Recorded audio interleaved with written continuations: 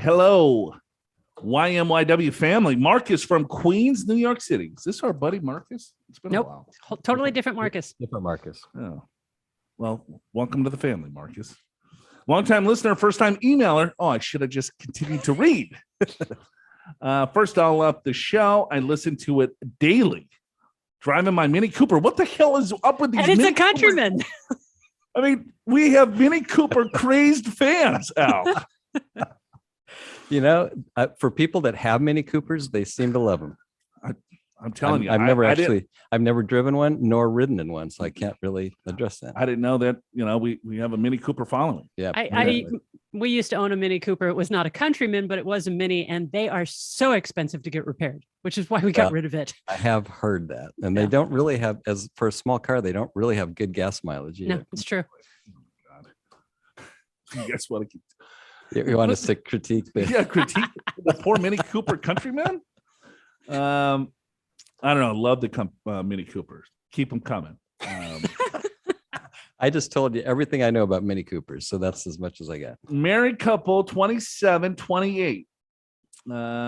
Asking for some spitball on how to maximize our financial situation. We have a 3-year-old mini poodle, and wifey drives a Tesla Model Y.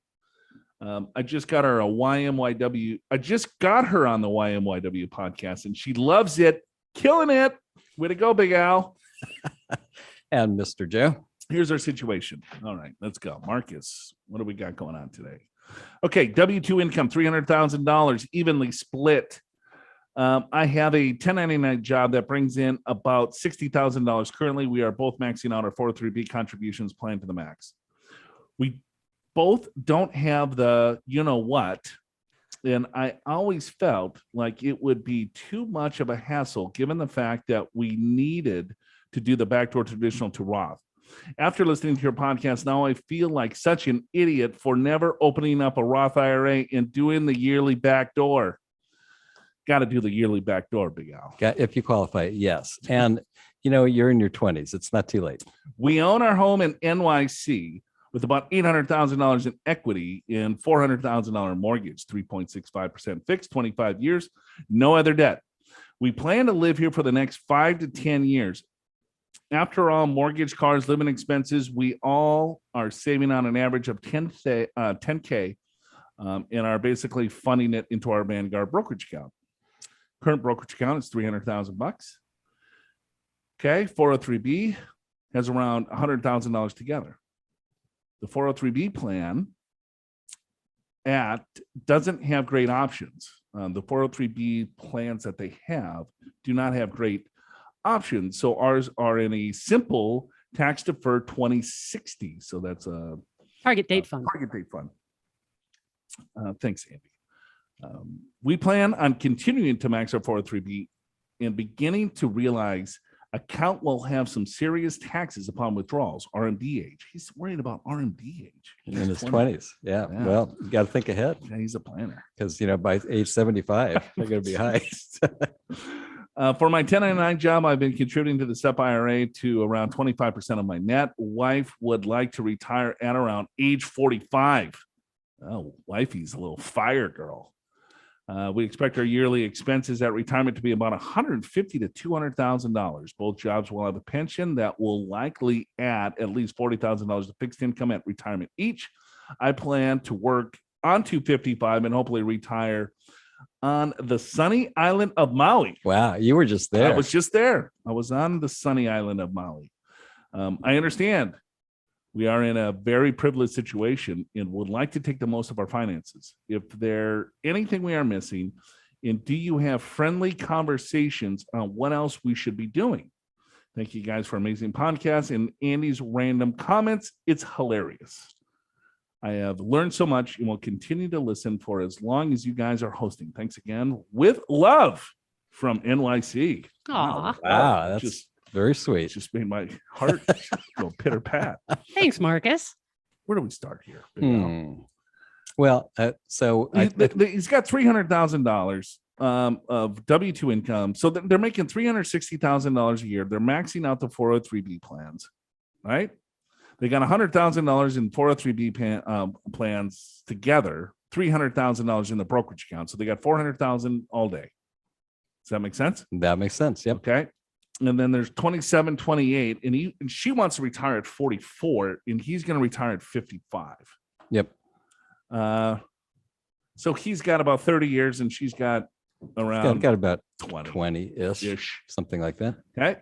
But they want to live off $150,000 to $200,000 a year. Right. They're going to have some pensions at 40, but I don't think a pension's going to pay out at Yeah. I don't 45 years old. I don't think so either. So I think what their plan, so she's going to retire before him. So he's going to work that extra 10 years, which presumably would cover their living expenses, but perhaps they wouldn't be saving as much. So basically they have a little less than 20 years to save a bunch. So Marcus, you're leaving out a couple of things that we need here to have a little friendly conversation or a little spitball. We need to know how much you're spending, bud. Right. Well, because that kind of drives how you back in the numbers. For instance, if you're spending $60,000 a year, right, and you want to retire she wants to retire at 44, but you're making $150,000 W-2 and $60,000, right? The only thing that's really going to be adjusted is probably how much money that you're saving into your brokerage account. So whatever dollar that you're saving or spending, right, you just index that with inflation. So at age 44, okay, you're still good, but your savings rate is going to go down. Or you go to age 55, that 60,000 and 20 years from now is like more or less $100,000, right? And so, but you want to spend $150,000 to $200,000 in retirement. So does that mean at your retirement or does that mean her retirement? Because then that's going to dictate how much that you can actually save. Right. Because and is that in current dollars or is that in 20 years from now or 30 years from now? Because let's just say he wants to spend $150,000 and they want that $150,000 at his retirement. So that's what, 30 years from now? Yeah, right? Almost. So if I'm looking at that 30 years, and let's just assume 3.5% inflation, right? So that's 421,000. Right. And he's at 55, and you don't want to take out any more than 3% out of the portfolio At that age. at that age. So you need 14 million. that's a big number. Right. Because you're probably not going to, well, maybe they will be getting some pensions by then, but still it's minimal compared to what the need is. Right. Because 200,000 given inflation in 30 years is $400,000. Right.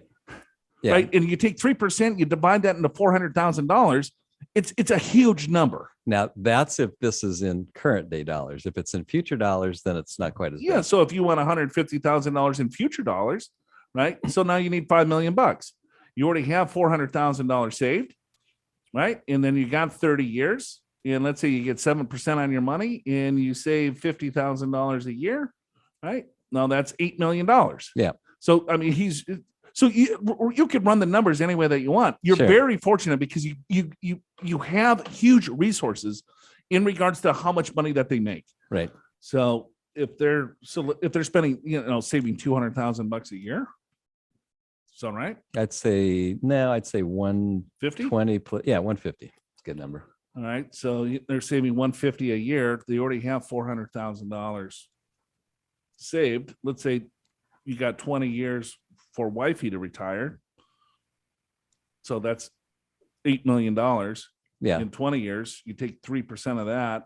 It's $250,000 of income that can be produced. Yeah. And if he's still going to work for another 10 years, right? You don't take the income from that. That's going to continue to grow for another 10 years. And you don't save anymore. Yeah. Yeah. Maybe you don't even have to save anymore. Right. Because you got 8 million growing. That's going to turn into 16 in 10 years. Potentially it could double. Right. Sure. So yeah, I think Marcus, you're on track. Are you prepared for retirement? Schedule a free financial assessment with an experienced financial professional right online at purefinancial.com.